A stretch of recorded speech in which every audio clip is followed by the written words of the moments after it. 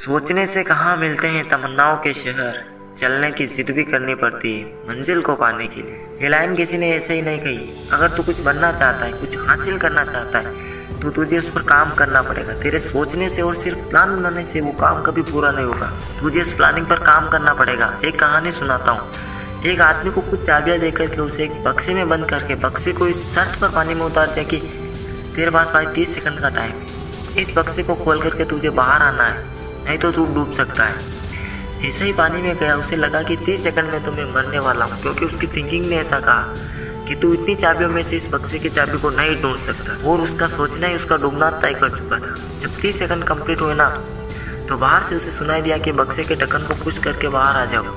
कुछ देर के लिए तो समझ ही नहीं आया कि आखिर ये था क्या। वो भी किसी ने अभी तक बक्से का लॉक ही नहीं खोला था। तब उसे बताया गया कि बक्से को लॉक ही नहीं किया गया था, लेकिन उसने सोचने में ही 30 सेकंड गवा दिए। अगर वो एक कोशिश करता कि क्या पता बक्सा खुला ही हो, लेकिन उसने सारा समय सोचने में ही निकाल दिया, कोई एक्शन नहीं लिया।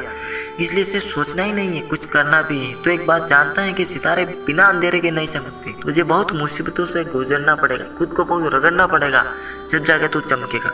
सफल और असफल लोगों के बीच एकमात्र डिफरेंस यही होता है कि सक्सेसफुल लोग दृढ़ निश्चय करके मजबूत इरादों के साथ अपनी प्लानिंग पर काम करते हैं, अपना बेस्ट ट्राई करते हैं। और जो लोग सफल नहीं हो पाते ना, उनमें बस यही कमी होती है कि सोचते तो इतना बड़ा है लेकिन करते उसका 0.1% भी नहीं। तुम्हारा सक्सेसफुल होने के लिए सबसे प्राइमरी स्टेप यही है कि तुम अपना ध्यान एक जगह पर सेंट्रलाइज रखो और अपने लक्ष्य का लगातार पीछा करते रहो।